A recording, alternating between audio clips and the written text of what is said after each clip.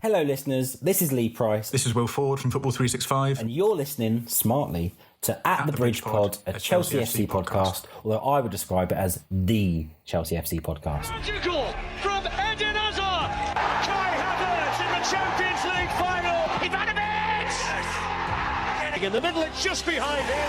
But it's tapped in by Hakim Ziyech. Matic with the ball driver. Matic takes the net off. Hat-trick hero. Cole Palmer wins an epic, sensational game. It's time for another episode of At the Bridge Pod, your number one Chelsea FC podcast. Coming up on this episode, no player has committed more errors leading to a goal this season than Robert Sanchez in Europe's top 5 leagues. Probably shouldn't have started with that. Oh, welcome back everyone to another episode of At the Bridge Pod. I'm joined in a virtual room filled with every line, always am, always are, Ollie, Berth and Chris. Welcome to the Friday show on a Thursday. And the question, what are you looking forward to this weekend? You know what's annoying? I really feel like I'm letting the team down recently. I've got nothing again this weekend. Bloody hell. I know. Well, thank you for listening, everybody, to another episode. I'm normally the one to bring this segment of the show forwards, and I'm letting the team down. I feel like Berth's finally become one of us. Well, if you surround yourself with shit, eventually you will become shit as well. So this is that. I'm joking. I'm joking. Is that not an indictment of this show? Wow. Well, no. I love all of us. I love all of us. But I'm seeing some friends this weekend. I'm doing something, which is Ollie's doing something. Yeah, well done, Ollie. Ollie is doing something Saturday night as well. Am I? Oh yes, I am. Yeah, I'm going to see Chelsea women play. Yeah, I'll have your ticket if you forgot. I'll have your ticket. I genuinely forgot for a second there. Yeah, I'm really looking forward to it. Might not sound like it because I forgot, but I am looking forward. I'll tell you what. I'll tell you this. It ain't the international break for me. I don't want to know. Someone said, "Oh, what about France versus Italy in the Nations League?" That tournament is just the International Caribou Cup. I don't care. I need an international break from the international break. Look, for me, Chelsea, Man City, and the WSL is what I'm looking forward to football-wise. That's as simple as that. I don't care about the internationals. I care about that game. Do you know anyone who's going, Mike? No, I don't. I wish someone would say, actually. It'd be lovely. It'd be lovely. Chris, we didn't let you get a shout. Go on. What are you looking forward to? Come on. I actually haven't got a girls' game this weekend, so I'm looking forward to going to watch my daughter play as a parent. Oh, are they? I was going to say, are they on international break as well? Yeah, it's international weekend, isn't it? Oh, wow. Yeah. So she's playing for the year up. So you're looking forward to your neck. I was going to say you're looking forward to your neck stopping hurting, hopefully. Yeah, but to be honest with you, I don't know whether that's going to happen. I just think it might be something I've just got to live with now. Chris now can't. Chris is screwed because he now can't watch any tennis. Yeah, he's like Batman, the Michael Keaton Batman suit can't turn his head. It might have something to do with the coffin you sleep in. Yeah, that's true, actually. Yeah. Oh, but before we dive into the news, I have got some Shevva shoutouts. You've been delivering, haven't you, on Spotify? I always have you ready. So I don't know how some of these are pronounced. So you know me, I'm great at this bit. So I'm going with DJU017. Hello, all the way from South Africa. This is my favourite podcast. I love you all, but Chris is the best. From Jude, and I was here before Bellingham.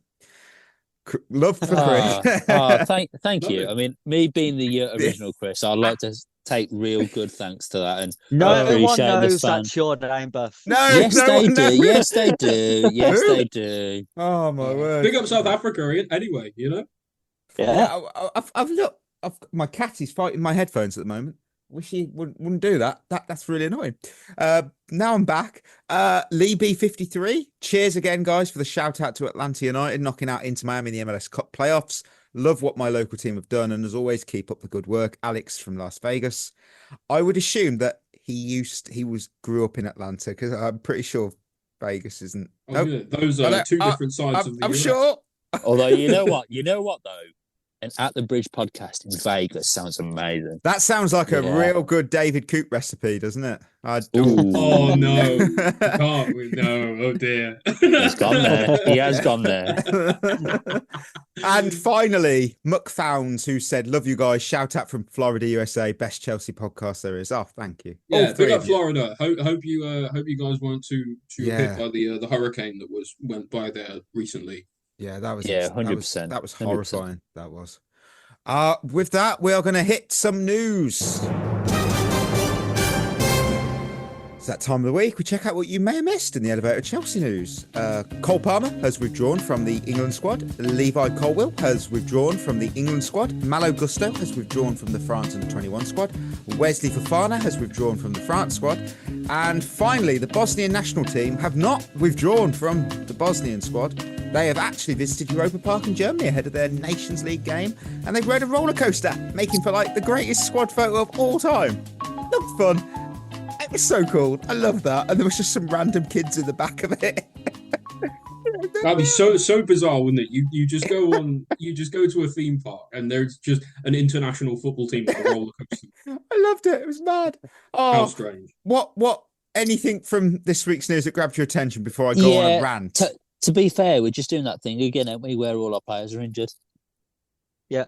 Well, And it's just... it's just, more of like little knocks, though, isn't it? I would prefer them all pulling out of international duty, to be honest. I mean, despite Harry Kane's and this weekend about country over club and all the rest of it. Not for fans. I'm ready. Not for fans. I'm ready. Look, I do want to talk about Harry Kane, and I want to talk about his comments about the international break, where listeners, if you've missed it, you're lucky. But he addressed recent squad withdrawals, and I quote here: "I think England comes from anything.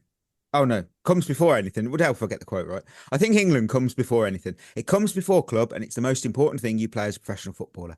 Maybe it's been taken advantage of a little bit. I don't really, if I'm totally honest. He doesn't get it if he's honest. Look, I personally think he's talking out of his bum. Because Declan Rice, I went through this properly. So Declan Rice withdrew. He has a broken toe right now. Ramsdale, broken finger. Saka obviously went off injured against us. Trent went off injured in Liverpool's game at half-time. Palmer, I've already touched on in the last winners and losers. He was clearly not fit, 100% fit to play. He's had a knock since Martinez tried to kill him. Yeah, and look, why should they suit up for a totally meaningless pair of games against Greece and Ireland in a totally pointless UEFA competition? Especially, do you know what? Tuchel's not looking at this going, I'm going to decide. No, he's not. He don't care. Especially with this being the third international break in 11 league games. My word! This is it. If Harry has a genuine problem with it, why not, in my view, talk to your actual teammates about it, not the media? Because you do that, you know what's going to happen. And if a player is injured or has a knock, then they're every right to pull out the squad. I mean, maybe, look, I don't care about England squad, but maybe that would have helped them, Harry last season. England at the Euros, Harry, come on, he weren't fully fit. He showed up injured. And you could argue he held England back a little bit. Look, and Ollie's just said it. This is the third international break in 3 months. That alone for me is stupidity. There's too many games. We already said that. And this break is actually the last opportunity any of these players get of some sort of rest before the very heavy winter fixtures. Harry, he's fine. He plays in the Bundesliga. They get a winter break. We don't anymore. I think the thing is, though, with Harry Kane, I do feel a little bit of sympathy for him in the sense that he's the England captain. He has to come out and be this all England, all English, patriotic captain that dies for England, bleeds England. And I'm sure the others do as well. But at the end of the day, he has to come out and say that. If he didn't, we'd be thinking, well, he's not captain material. But if you think he is or isn't, he has to come out and say that sort of thing. I just don't know why he couldn't say it privately. It doesn't accomplish anything. Maybe he was probably asked the question, though, wasn't he? Like, if you're asked a question in a press conference, you can't really dodge the question, can you? I can see why he's done it, though. If he is annoyed at it, he wants to try and put a bit of pressure on the other England players as the captain. It's your job as captain to give people a boot up the backside. He got benched. It didn't work. I don't know if that's true. The thing is, though, you don't know what's said behind closed doors. You don't know what he said to these players. You don't know exactly what's being said. But in the media, Harry Kane is the media's darling boy. When has the media ever said anything bad about him?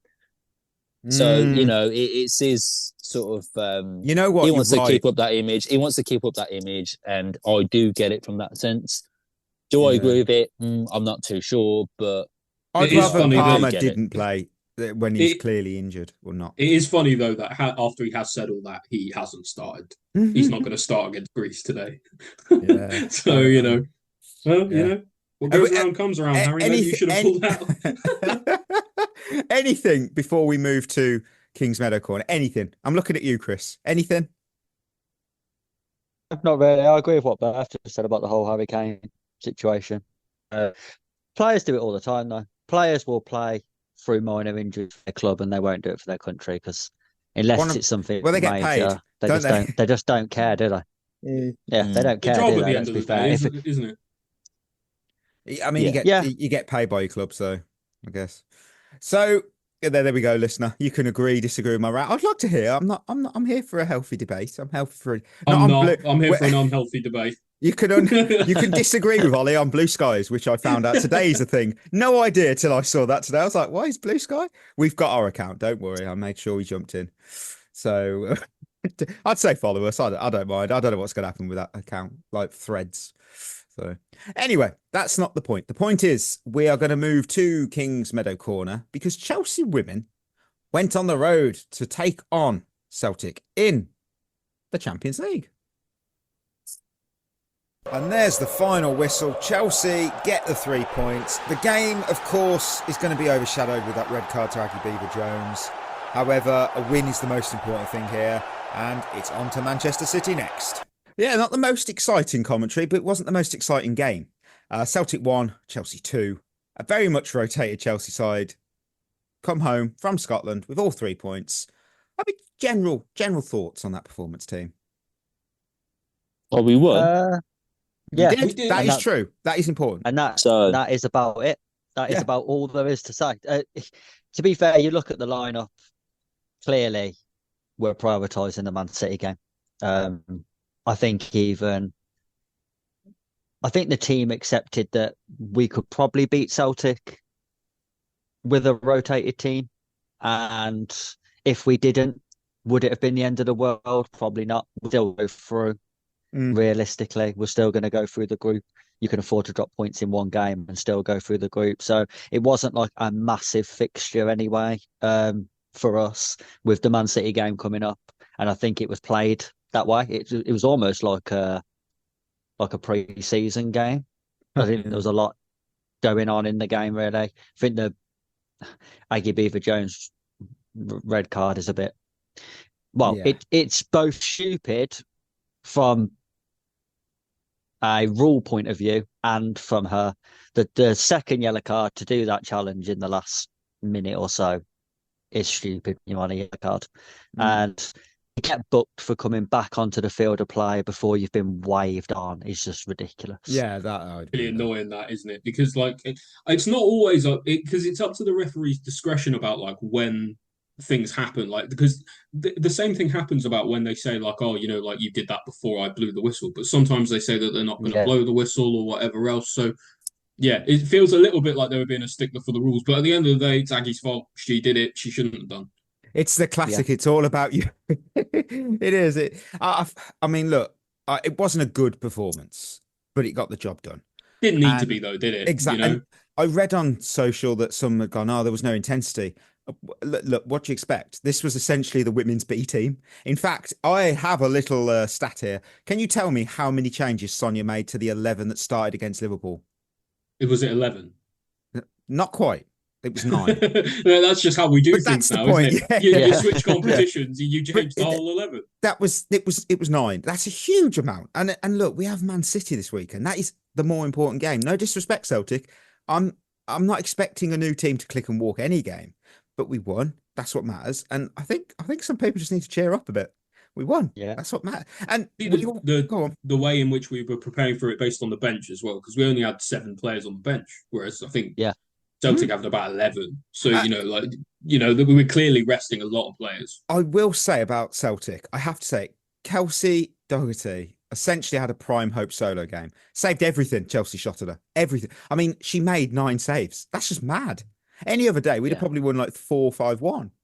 it's sometimes players are just bloody good against us, both for them against the men's and the women's team. Now it's like it just happens. Some goalkeepers just go, oh, they put on a show. Fair play. Might earn her a move into the WSL. I don't know. The red card though, you touched on it all. I mean, it is annoying because it was unnecessary. Chris said it perfectly. Both cards totally avoidable. But look, she'll learn. However, does pose a little question: who's going to start up front next week? Because we take on Celtic next week, and that's sandwiched between City and United. It's a good question. I think so. I mean, you'd have to start her, otherwise I wouldn't play her forward. Macario, then you maybe have Hermano support. I know she's not a traditional striker, but you know she's among the goals lately, so couldn't hurt. It just makes me chuckle because people are going, we have to win the group. Let's be careful. I know it's always good. I'm not putting a negative, but we don't know where Barcelona are going to finish yet. And right now, if City just draw against Barcelona, they've topped it. Do you know what it feels like? The Women's Champions League feels like playing a game of Minesweeper. Yeah. Yeah, and if you draw Barcelona, you're like, oh shit, we've hit the mine. You know, and you've got Barcelona like a tiny chance of getting through. That's the thing. Barcelona are huge. I mean, it would be a one-off game in the final. I'm pretty sure it's not a two-legged affair.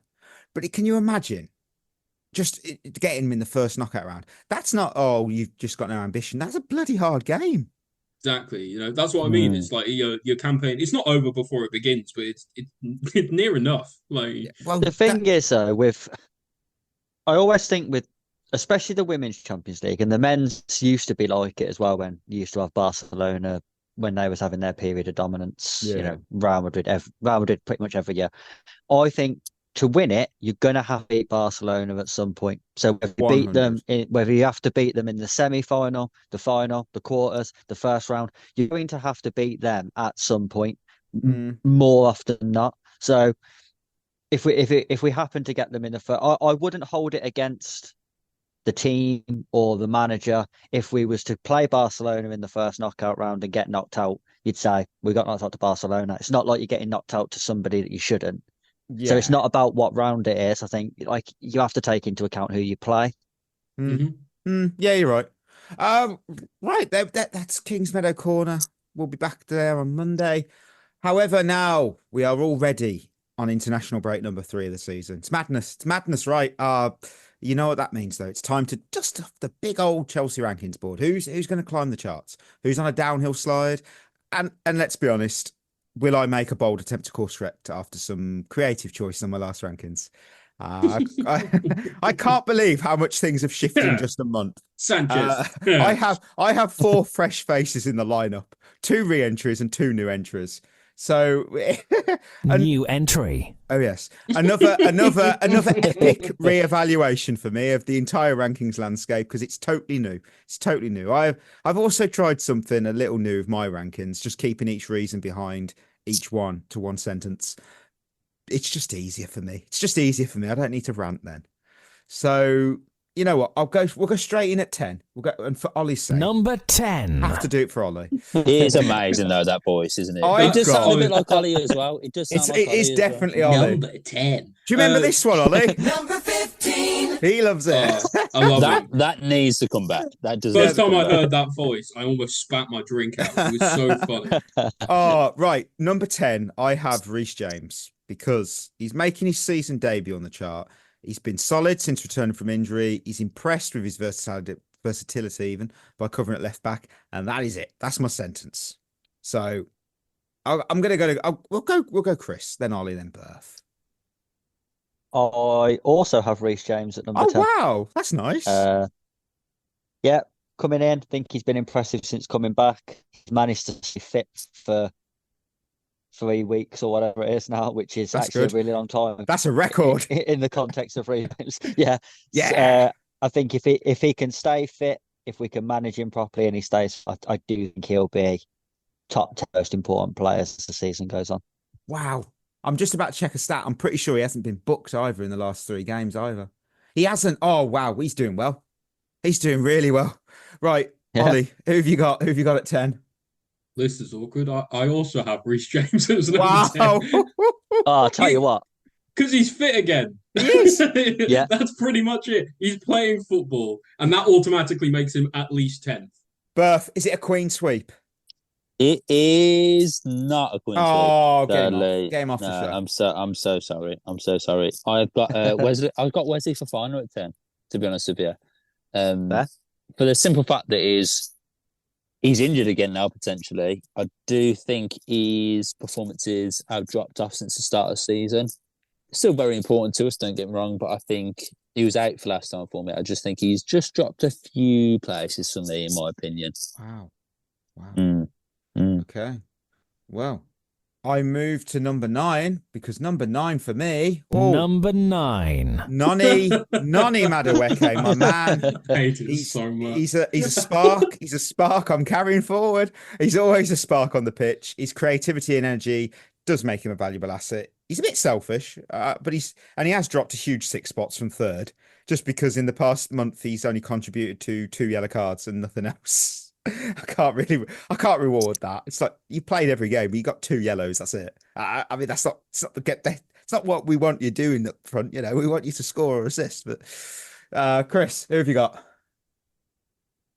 I have placing Nkunku in top 10, who's dropped out. I've got Wesley Fofana. Ooh. I'll be honest with you. I agree with everything Berth just said about him. I do think his form's been a bit up and down. The injuries already, because it's Fofana. But he comes in mainly due to the lack of form of people I had in already who have dropped out. So, I know what you mean. I found this whole list really difficult. Yeah. Without giving loads away, I have tried not to include B team players. Oh, did I? I'm checking. Don't think there's a B team player in my team.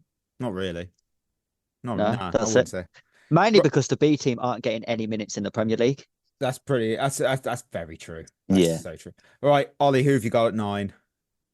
He stays at 9 for me. And actually, he is mostly a B team player, but I think he's arguably the B team player that everyone has been most happy with, really. Renato Vega.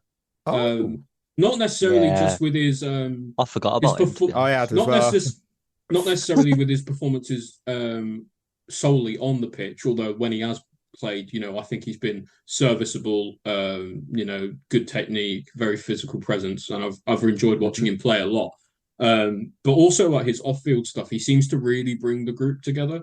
Like after the Arsenal game, you could see him and João Felix, with Neto, all the Portuguese boys together, sort of celebrating with each other, and he kind of brings that kind of energy. I was worried a little bit with someone like Disasi maybe being on the way out of the club. You need someone who can kind of bring that togetherness, and he's providing that in spades right now.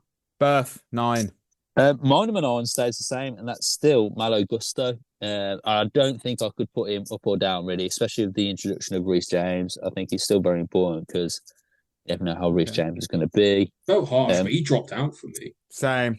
I don't even know if I had him. I couldn't drop him out because I still think he's a fantastic fullback, still very young, still a main part of the first team. But yeah, I mean, I couldn't put him up. But yeah, Malo Gusto can stay at 9. All right, okay. Number 8. Romeo Lavia. He's climbed into the chart thanks to his consistency, tenacity, and he's a difference in our midfield when he starts. His work rate's great, and the other option is Enzo, and he's not in my top 10. So Lavia, sorry. Chris? 8, I have Gusto, who I don't think I had in my top 10 last time. No, you didn't. Again, he's sort of come in because he's at least he's playing in the team. He's another one though who I have been a bit disappointed with this season, but I don't think the system's helping him. So I'm cutting him some slack there. It's a bit of both, isn't it? Because like he's not been performing as well, but I'm also kind of more impressed with his utility. Like how he's been able to be in like lots of different positions, doing lots of different things. I think as well, he's almost a victim of his own success because he was so good last season that I still think he's been decent this year, but I think expectation levels were so much higher. So he's been a bit of a victim of that. I don't think he's been bad this season on the whole. I just don't think he's been as good as last season. Okay. Ollie?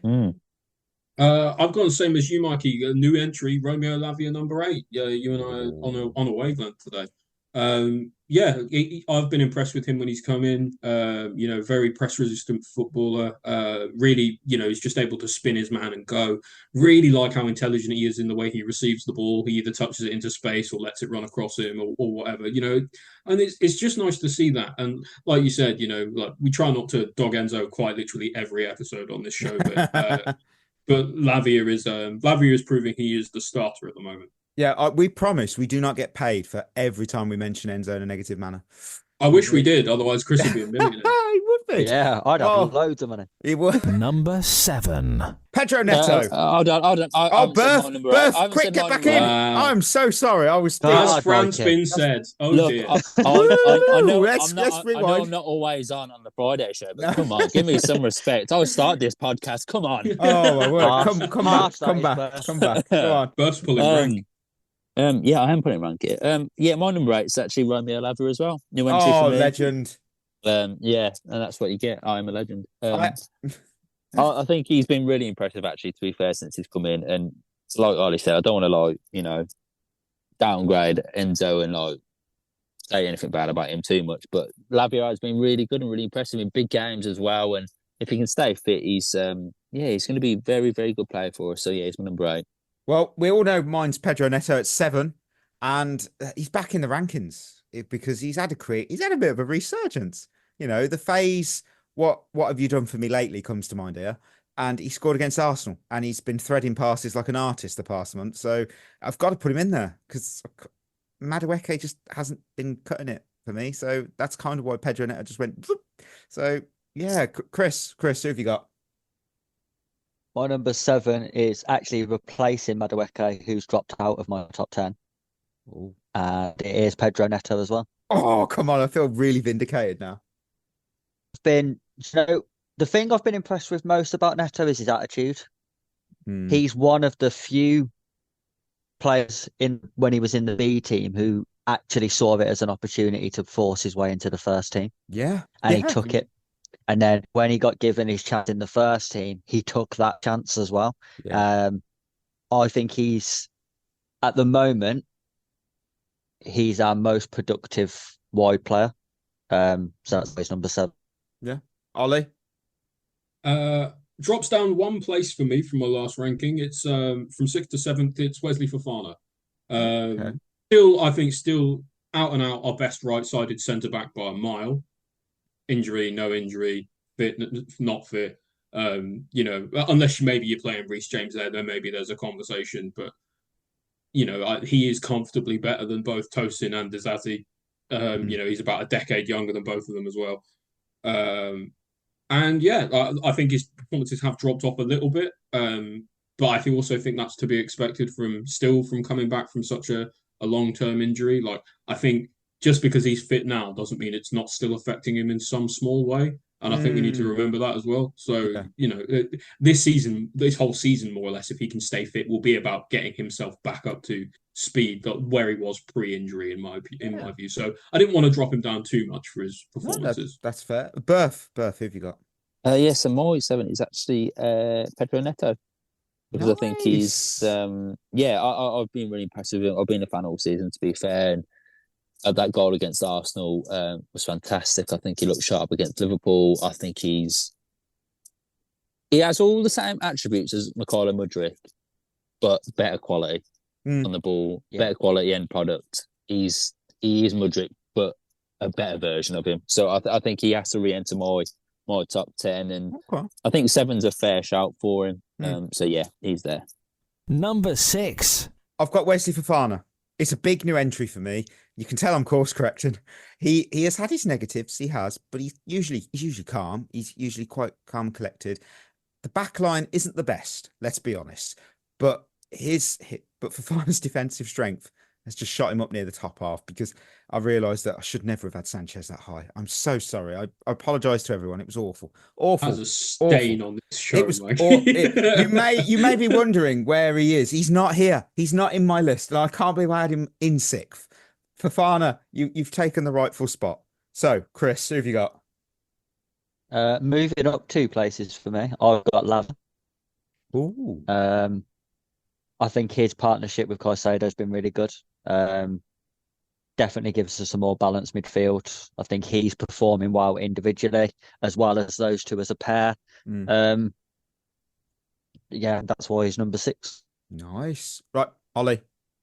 I was the same as with all of you in your last entry. New entry for me, it's Pedro Neto. Wow. Because when Palmer's in the middle, at least he's our best winger.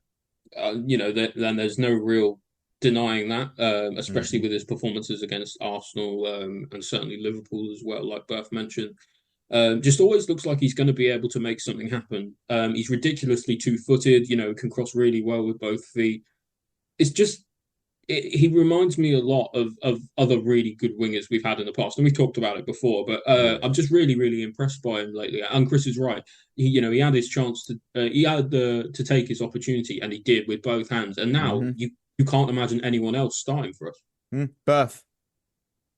So I didn't actually pick Reece James in my top 10, to be fair. I think it was just a bit too early for him to enter. But my 6 dropping down is Nani Madueke. Just for the simple fact that I don't think he's quite been firing recently. Still think he's a great player, really important for us, but I just can't have him above. I can't have him in the top 5 just for the simple fact that he isn't performing as well as Neto, he isn't performing as well as Cole Palmer or Jackson or other attackers. So I just think 6 is a fair assessment. He's had a good start to the season, but he has dropped off. So yeah, he's 6 for me. Okay. Number 5. Levi Colwill, down 1.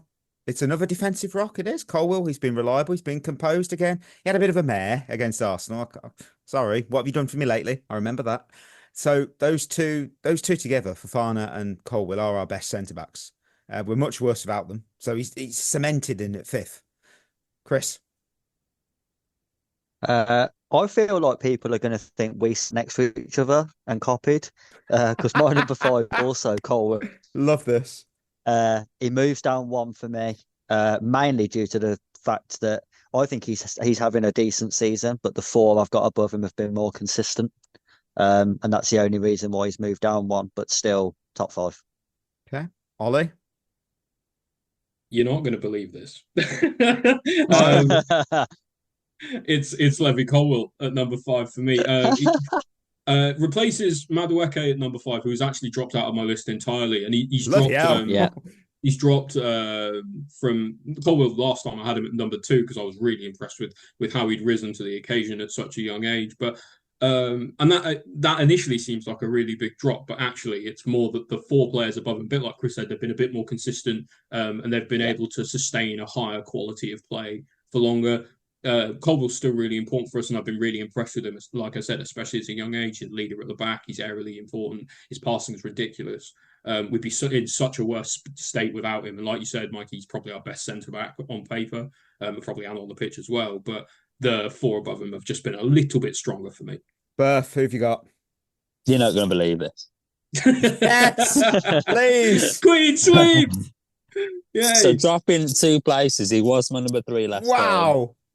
It's Levi Colwill as well. Oh my gosh, that's awesome. I love it. Just a simple fact is, I think he has dropped off. I think him and Fofana, they started off the season really well, but I actually think they have declined a bit recently. And I do think, because they're very, very young, they're still very good defenders, but because they are young, they're not quite leaders yet, and they are making a few silly mistakes. They haven't quite learned the tricks of the trade yet. And whilst I do think Colwill is our best defender and our best centre-back and our best leader in that back line, 100%, I just think his performances recently, some of the things I'm seeing from him, it's just the other 4 are more consistent. Yeah. So, yeah, he's dropped to number 5 for me. Okay. Number 4. Nicholas Jackson.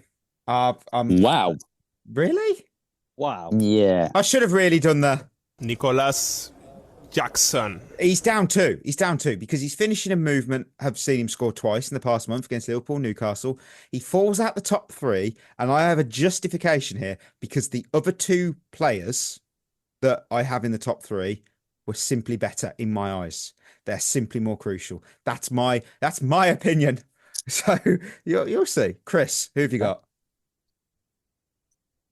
I've got Cucurella. I think he's been our most consistent defender this season. I think every time he's played, he's been solid. I don't think he's had a bad game. I think his energy is really important, and I just think he's crucial to us going forward. Yeah, Ollie. Yeah, I got Cucurella as well as at number 4. I think hang on, let me just check here. Yes, I had him as number 4 last time as well. Stays in his same spot because he's consistent and he brings the energy. He's just a really, really solid player. Again, brings a lot of squad togetherness, always up for it. And also a massive shithouse, which we love at Chelsea. So yeah, I think there's nothing really much more to be said. He's just been really good lately. Berth, are you going to make a hat trick of Cucurella's? You're not going to believe this. Staying at my number 4, is Mark Cucurella. Mm-hmm. I mean, to be fair, I mean, I've been really impressed with him. He was unbelievable against Arsenal the other day. Yes. I think he genuinely is one of the best left backs in the league, if not the best. I think people need to put more respect on his name as well because he's been good for a long, long time now, and he is generally one of the most consistent players. And he is a character as well. And I think Chelsea have been longing for a character in the dressing room, and he had something that I don't think anyone else really in that team gives you. Really good, really reliable, and considering what he was like when he first came to the club to now, he's irreplaceable really at left back for me. And you can see why he's pushed Ben Chilwell out of the team. Yeah, I totally agree. Totally agree. You're not gonna believe this, however, you will, because at number 3, up from 7, I've got Cucurella. I've got Cucurella because the lads have said everything that I want to say. But for me, why is he there? He's living proof of the eyesight test. Stats can be used to prove absolutely anything, but the eyes, they see the truth. He's a quiet but powerful presence. He's so steady, so effective. He helps the team in key moments. And recently I found out that he bought a lovely new pair of jeans to fit more players into his back pocket. So I can't wait to see what he does when he's back from the international break. With that, Chris, who have you got at 3? At number 3, dropping down a place, I've got Nicholas Jackson. Oh, okay. Again, just due to the consistency of the two of more than that he's done, I think he's still having a very good season. I think he's another one who there are some games that are passing him by and we're struggling to get him involved as much as we should. But again, I don't put a lot of that down to him.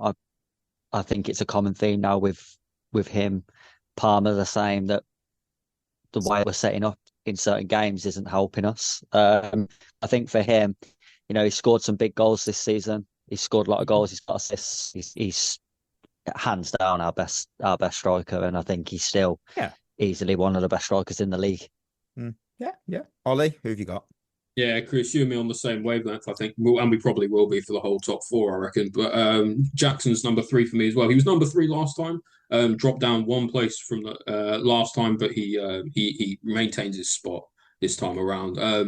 I think for me, the reason that he is still so high up on this list, even despite maybe his form dropping off a little bit in some of the bigger games where he's not quite had so much service, is that the drop off between him and then the next player to play at striker and then all the players to play at striker after him is just enormous. Like the drop off in quality, in intensity, even in finishing, in my opinion, is the drop off is pretty big, and so he just offers something at the moment that nobody else in his position can, and so he has to be important in that regard. Berth, round off number 3. You're not going to believe this. Okay. Dropping a place. He was my number 2. He's now my number 3. It's Nicholas Jackson. Nice. Still one of the most underrated strikers in the league. As the boys said, he's our best striker. Haven't played to his strengths as much as we should have. So he has had a few games where he's been a bit quiet, but the quality is still there. I still think he's very, very good, very important to us. And he's my number 3 for me. I'm really. I've spoilt it by having Cucurella in 3rd. However, I think number 2. I think this is gonna shake the grounds, the foundations of this show. No, I know what you're going to say, and I'm already unhappy with you. It is the biggest shock I have ends. No, I don't. Of course not. I have Cole Palmer. No. You're a fucking idiot, man. I don't care. I don't care because it's starting to warm up. Because I've got to say, what have you done for me lately? He slips from the top spot for the first time ever in my rankings, and someone's going to say, why? Why? He's had a few quiet games for me against the big teams. He was quiet versus Arsenal. I've been told he was a ghost against Liverpool by fans. He was meh against United. His playmaking brilliance keeps him near the peak. Of course he is. He's literally one of our best players. He's the one that we look to. He's like our Hazard. We look to him and he make a moment, create a moment. I've got to say it. Chris. I'm with you, Mikey. Cole Palmer's my number. I'm so vindicated today. You're both dead wrong. If Chris agrees with me, it's a good point. And the reason is, Cole Palmer. Oh yeah. Obviously, still one of the best players in the league. Yes. Has dropped himself down a place for his performances in bigger games this season. Again, like I keep saying, I do put the system down to a lot of that as well. Not just him individually. Cole Palmer is someone who will win us games, but the player I've got above him is the reason we're not losing them. Correct. And I think that's more important at the moment, that we keep getting points on the board. The Arsenal game is a prime example where I think if you took Palmer out of that game, I don't think the result changes. You take Caicedo out, it does. Spoiler alert. Palmer's dropped down a place. Palmer's dropped down a place again due to someone doing more than him, just what he's done. But also, I think he hasn't helped himself in bigger games. Yeah, right. Ollie, who have you got? We know who you've got, but who have you got? For me, it's going to be Moises Caicedo. He actually jumps up 5 places from number 7 to me to number 2. Ollie, that's crazy that he was at 7 in the first place. Yeah, I had Sanchez. I'll defend you here, Ollie. It's quite a course correction. I mean, Berth, you only had him at 6 last time. I'm just saying, but oh yeah, I did. Yeah. I've just looked at the rankings. Yeah, I'm also a dickhead for that. To be fair, no, it's all right. It's all right. We know how to correct. But yeah, he's really proved himself just so invaluable. Like, he's our best midfielder by a country mile. The way he's just having good performance after good performance after good performance, and that makes it so you have to be high up on this list. The reason, it's going to be a spoiler. I have Cole Palmer at number 1, obviously, but the reason I have elected to keep Palmer at number 1 and not do Caicedo as number 1 is, and I totally take your point on board that Palmer wins you games and Caicedo doesn't lose you them, but at the same time, the amount of games that Palmer has won us, I think, is more still than the amount of games that Caicedo hasn't lost us, if you know what I mean. Yeah, so I think overall, I think it's closer than it was for sure with Palmer's drop off, but and that's a testament to Caicedo's performances more than anything else. But I still think he needs to do a bit more to be like a game changer in games the way Palmer has been. Yeah. Anything to add, Berth? I mean, yeah, to be fair, like, I totally agree with Ollie. It's crazy. I was just looking back at the rankings that no one actually had Caicedo above 5th. And I think that is crazy. And that shows how good Caicedo has been. And whilst I do agree that, I think at the minute Caicedo is probably the most complete midfielder in the league on current form. Not saying he's the best overall, but on current form, he probably is the most complete midfielder. I think he's fantastic. I think he's Kante-esque. I do think he's unbelievable. I can't put him above Cole Palmer for the simple fact that Cole Palmer for the past year and a half has won us so many games. They're interchangeable. They really are. I get it. But Caicedo is unbelievable. Cole Palmer, there's some of the things he's done. He's just, he can't. He can't. If Hazard was here and Kante was here, you could swap them both. I think that's the same now. I think you can swap both of them around. Okay. Number 1. Oh, I feel vindicated because Chris and I saw this coming. We had him both at 5th last time, and he does take the crown for me as the king of the Chelsea player rankings for November. He's an undroppable force. He makes sure we don't lose games. He holds that midfield together. He commands the pitch. He's a proper leader already. And forget the debate. I'm telling you right now, best midfielder in the Premier League. Yeah, I agree with you. I think he is. Yeah. I can't believe he's actually justifying that money. I cannot believe £100 million is being justified. Whatever, I know it was a bit more, but that's the thing. Those fees are very rarely justified. Van Dijk is probably one of them, but they're so hard to justify. But even Van Dijk's was what 30 million less than much less. Caicedo's was. Yeah, so crazy. Chris, come on, why?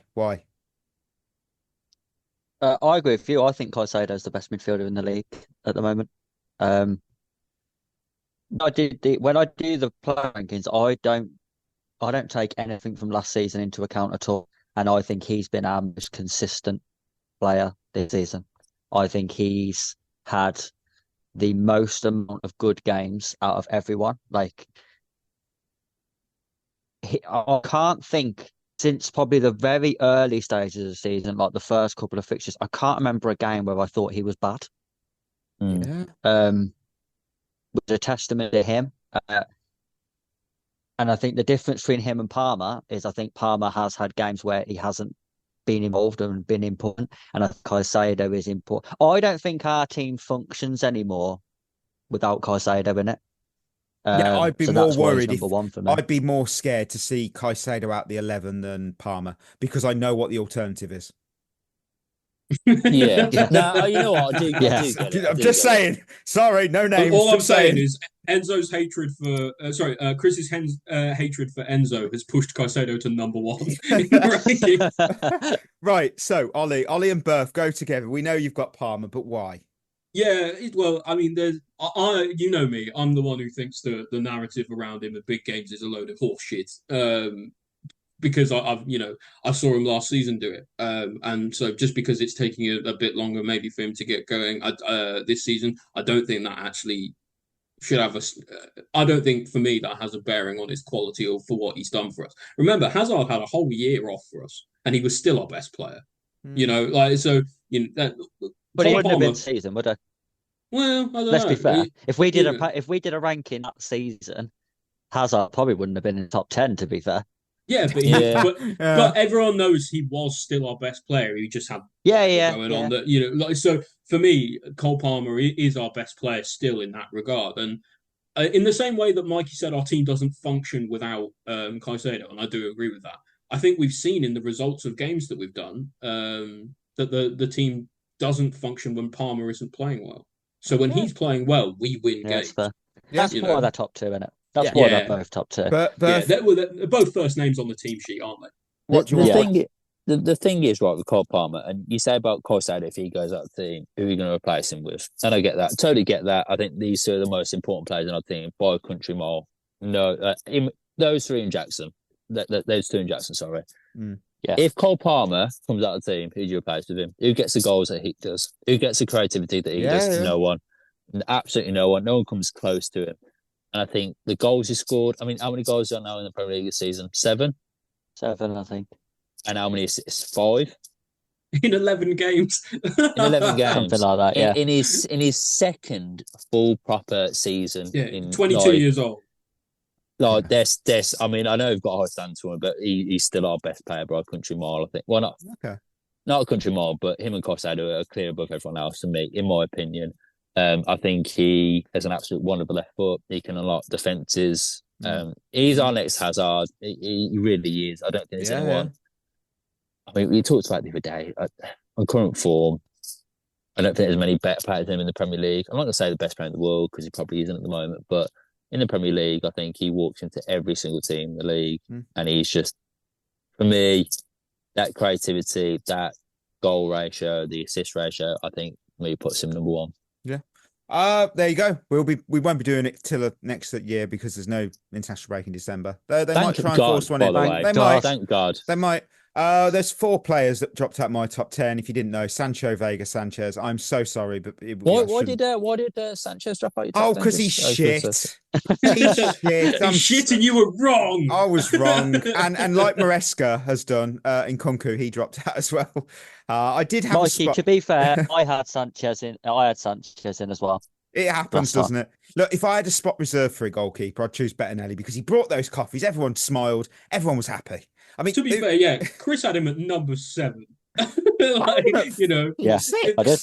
Yeah, like it's not much better. It's a rare Chris L, I think. It's the Zidane meme. I was like, what have I done?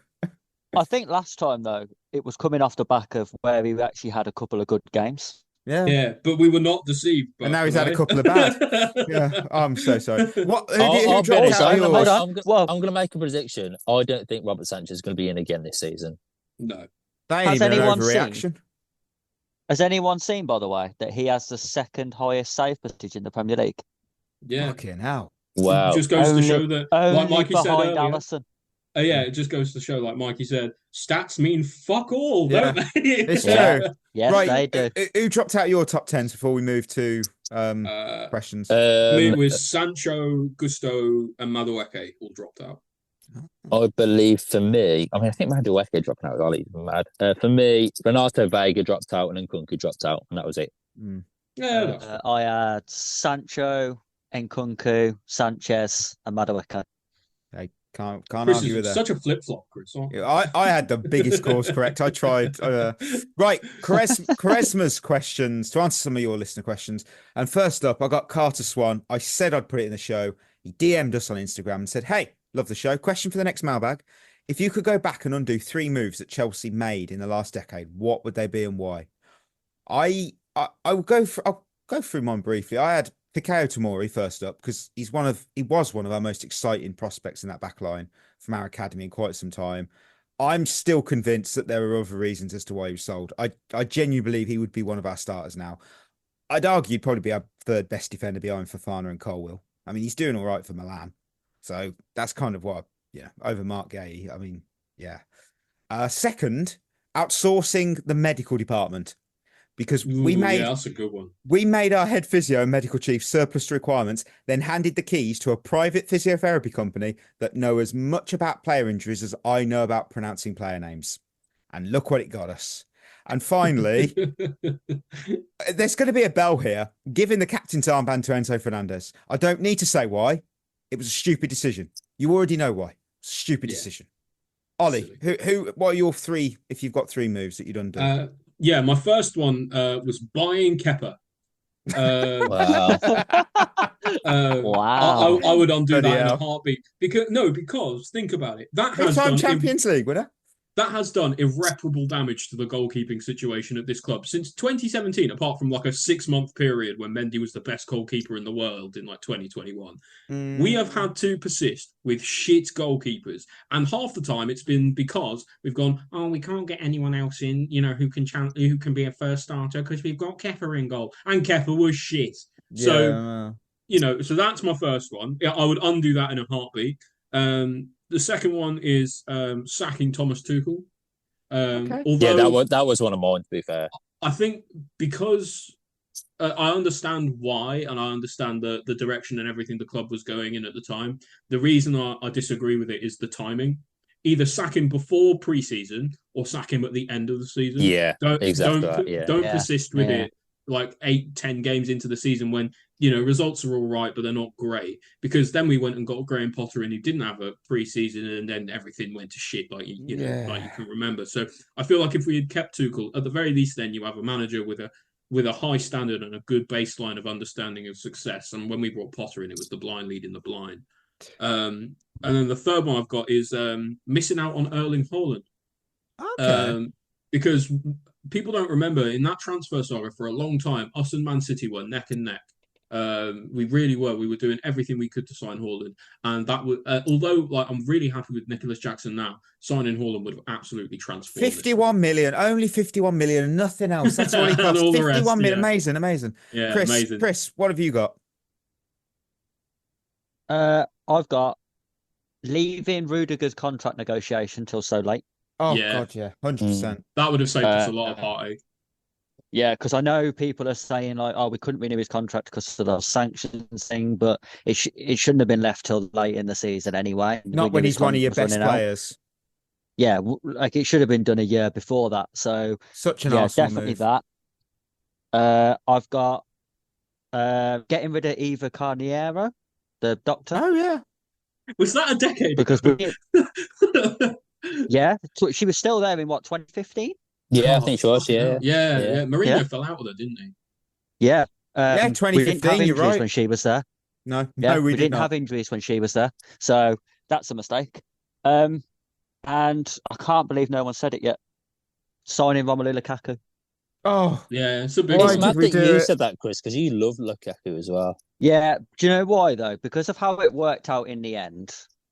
I think his transfer has also meant having to play as La Liga because of the whole FFP thing, because of how much that transfer alone cost us. It's a bit so like it's had a knock-on effect. It's had a cascading issue, isn't it? Like, I can see that. I suppose the thing is like at the time everyone was excited for Lukaku. I was as well. We all thought it was the last piece of the puzzle, and it turned out the light at the end of that tunnel was a train.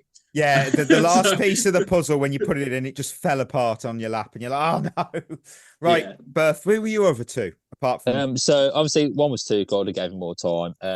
The second one was that transfer window under Conte when we signed Drinkwater back at Yoko, Morata. Wow, incredible. I would undo that whole window. Yeah, I would take back that whole window. That's just under one umbrella, that is. And then the third one, I can't really know one said this either. Conor Gallagher, that situation for me just didn't sit well. He was our second best player last year, Chelsea boy, loved the club, and he's one of the very few players that if he came back to Chelsea now, say if he played for, like, I don't know, another team in the Premier League, I think all of Stamford Bridge would give him a round of applause. And even if he scored against, I think people would be happy. Like, he's just one of them that he's a very good professional. I think it just didn't sit right with me how we got rid of him. Can I just chime in? Go on, Chris. Go on, Mark. I want to chime in. You want to if you take it back, all of it, right? You've got to take back Rudiger and Olivier Giroud. Rudiger in the summer, Giroud in January. But that's the thing.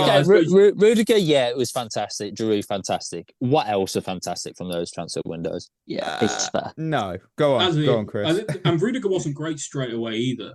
No, he wasn't. Go on, Chris. Go on. The whole Gallagher thing. What really makes me laugh about that is when we was trying to get rid of him in the summer, and there was fans unhappy about it, and then the whole story came out that Maresca doesn't think Gallagher suits his system, and then less than 3 months after he's been sold, Maresca comes out, and when speaking about Lavia and Caicedo, he's like, they bring energy and physicality to our midfield, which is what I like in there. And you think you just described Conor Gallagher, mate. Just shows it wasn't his decision.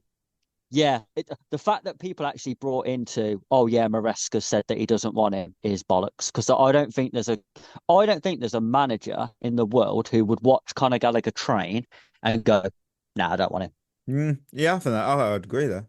We'll do some quick fire ones. We've got merger clause. Who wears the captain's armband more in their Chelsea career? Levi or Enzo? Levi. 100%. Levi. Yeah. It's Levi. I hope so. Anyway. Yeah. Rob. I think so. Rob, love the pod in January. Love the pod, in January. Do you keep, loan, or sell Mudryk? Go Blues. I think we keep him. I think we keep him. He's the best player in the B squad so far. Well, the one looks like he's improving. Looks like no reason at this point not to to not keep him around. I think. Chris. Yeah, I suppose you keep him. He's a good sub. He's a good sub to make. Yeah. And and he is getting better, I suppose. That's the thing. Finally, Jacob, should Chelsea sign Sancho permanently or let him return after the loan? I don't think we've got much of a choice. I think as long as we don't get relegated, I think we sign him automatically. Yeah, I think we've got to finish above like 14th or 16th or something like that. It would have been in danger if it was the other way around. If United were trying to sign him. Bring back Potter, and we'll certainly drop. So we will move to the loan army. Come on then, let's go. Berthy does not want to go out in the first round this time. That was fixed. That was a disaster. That was fixed. Should have got a right answer. So the category is what is this? Yes, it's T-Pain singing that. Were you not on that show when the guy doing a commentary? I think it was Argentina or Brazil. He accidentally had the auto tune on for the whole game, and that's all it was. Can you play that again? Oh, do you want it again? Yes, please. No, I don't.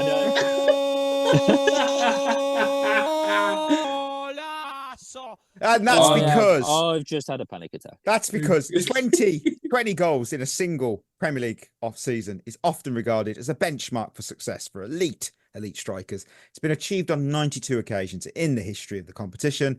I want you to name every player that's achieved the feat. There are 50 names on this list, so don't screw it up. Just to clarify, 20 Premier League goals and above. Yes, in a single season. I've got it. Some have done it multiple times. Hence, there's a lot more. We'll go. You know what, Berth? Come on, don't have a disaster. I want to go with Sergio Aguero. Oh no, he's not on it. No, of course he's joking. Of course he's on it. He's on it. Oh, right, Ollie, and then Chris. Alan Shearer. Yes. Henry. Yep. Ronaldo. Which one? Cristiano Ronaldo. Yeah, of course. The only one that's played in the Premier League. Of course, he's on there. Erling Haaland. He is indeed. Harry Kane. Yep. Mo Salah. Yeah. Ian Wright. Yes. Nice one. Luis Suarez. Yes. Something wrong. I don't think it's been said yet. Wayne Rooney. He is indeed. Teddy Sheringham. Yep. Wow. Heung-min Son. Yes. Didier Drogba. Didier Drogba's on there. Gareth Bale. Let me check. Yes, he is. This is a very long spreadsheet list I'm scrolling through. Aubameyang. Yes, he is. Here's one for you. I hope this is right now. Kevin Phillips. Oh, of course he is. The Golden Shoe winner as well. European Golden Shoe winner. Is it me now? Yes, it is. Fernando Torres. Yeah. Fernando Torres. Nice. Andy Cole. Andy Cole. He is indeed. Robin Van Persie. RVP. He's on there. Good show. Forgot about him. Yaya Toure. Yes. Dwight York. Dwight York. Yes. Frank Lampard. Frank Lampard, of course. That's so mad. That's mad for a midfielder as well when you think, wow. Yeah, isn't it? Diego Costa. Diego Costa, of course. Emmanuel Adebayor. Yes. That'd have been for Arsenal, wouldn't it? Or City? Arsenal? No, I think it was Arsenal. Probably fucking Spurs, wouldn't it? I can't quite believe no one said this yet. Cole Palmer. Cole Palmer is on there. All this. Didier Drogba. I always said Didier Drogba. Didier Drogba's gone, Ollie.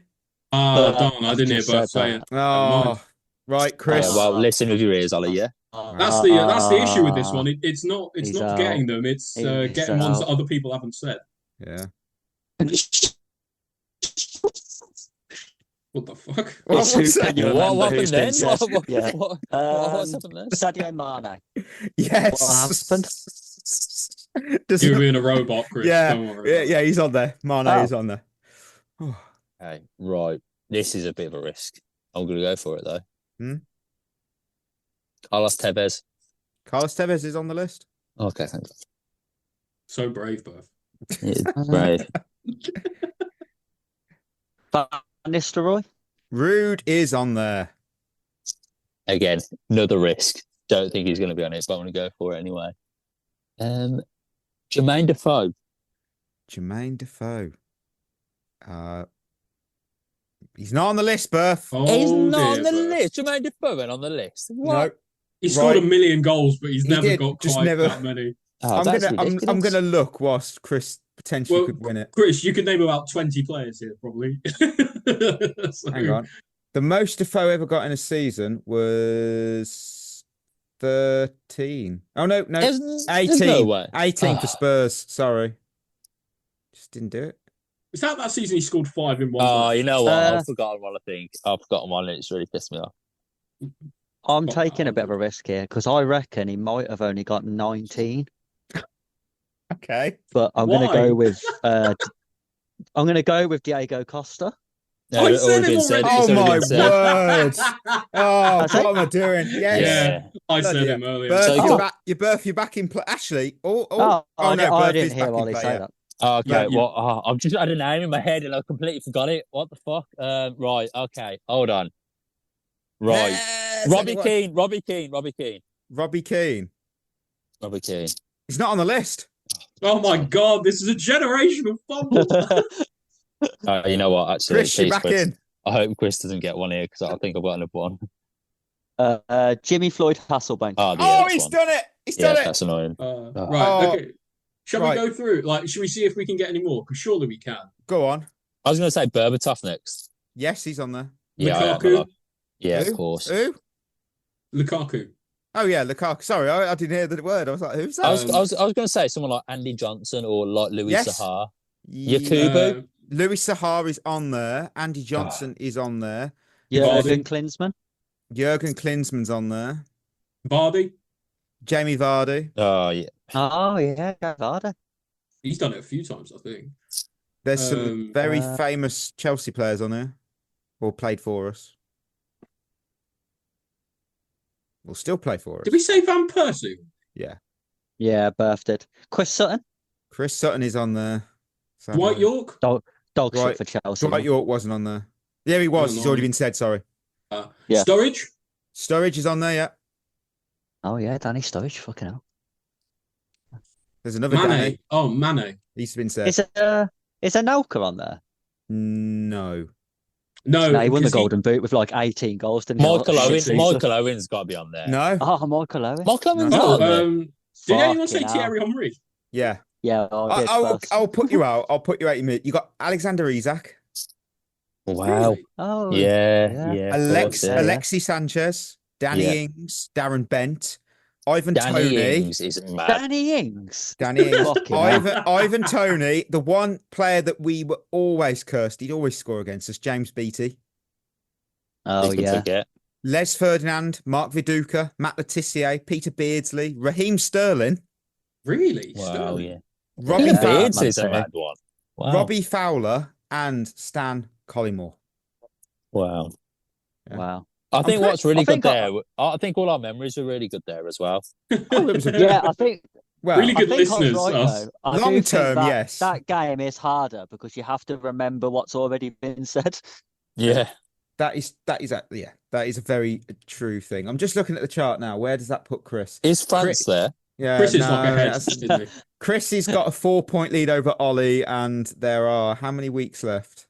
There is 1, 2, if everyone's on, 3, 4, 5, 6 weeks left. Shit. Oh no, that pressure's on. So Berth can tie with him. Ollie, you Title can race. eclipse him. Yeah. Title But- race is on. Chris is going to play the B team next week. Hello. I'm fully aware, Ollie, and this is where my rocky arc begins.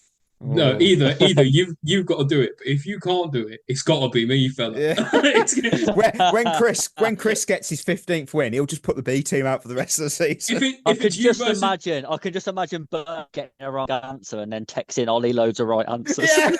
no. Do you know what Berth would do? You'd already be out, Chris, and Berth would still beat me, even though he had no Do you know chance what's to funny? win. Yeah, he would. I've got to say it. Chris has, for the first fair few, 6, 9, 10 weeks, it was Berth and Ollie winning every week. And then Chris went on a mad one, got 3 in a row. And then Ollie That was won, good. and then 2 in a row, 1, and then Chris did 3 in a row again. Bloody hell. Oh, Yeah, he has a I little bit of reckon fun. that is because Berth misses a lot of shows, to be fair. Yeah. Yeah. Right. Wish James, and I. Listeners, we Yeah. are at the end of another episode. Thank you as always for listening. Treat yourself well. Enjoy the international break. We will be back on Monday. Ollie's got an idea. I've already forgot what it was. He's going to tell me in a minute. But till then, that will be us signing off. You've been listening to At the Bridge Pod, a Chelsea FC podcast. Follow us on Twitter and Instagram by searching for At the Bridge Pod. And if you're listening on Apple or Spotify, leaving us a review is always appreciated.